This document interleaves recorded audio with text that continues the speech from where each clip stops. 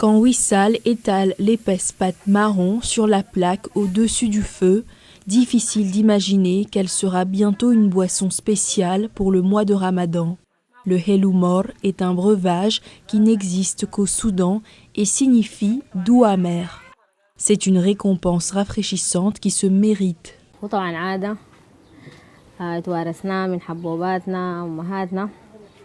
On a hérité de la recette du doux amer de nos mères et de nos grands-mères. C'est une boisson incontournable. Sans elle, c'est comme si notre table était vide. Il faut absolument en avoir.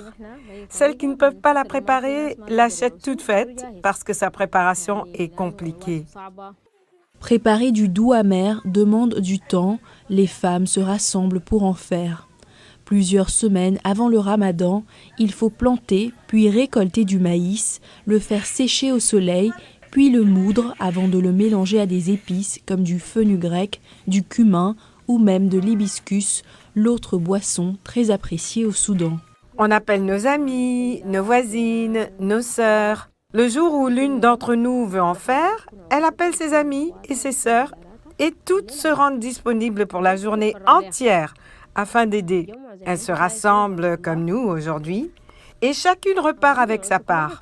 Même celles qui ne savent pas en faire aident à la préparation ou à l'iftar, le repas de rupture du jeûne musulman. Une fois le mélange d'épices et de maïs prêt, il macère plusieurs jours avec du sucre et de l'eau avant de passer par l'épreuve du feu. Cette grande crêpe couleur cuir va ensuite refroidir puis être plongée dans de l'eau fraîche. Après une nouvelle macération, la boisson est prête pour les jeûneurs. Je ne pense pas qu'il y avait tous ces ingrédients dans la recette originale.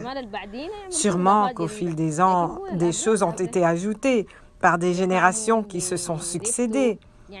Peut-être que nos petits-enfants ajouteront eux aussi des choses après nous.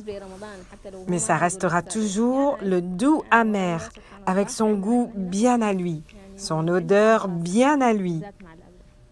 Le doux amer est si emblématique au Soudan que récemment, l'ambassade américaine à Khartoum s'est vantée sur Twitter d'avoir organisé sa propre journée de fabrication du Helloumor.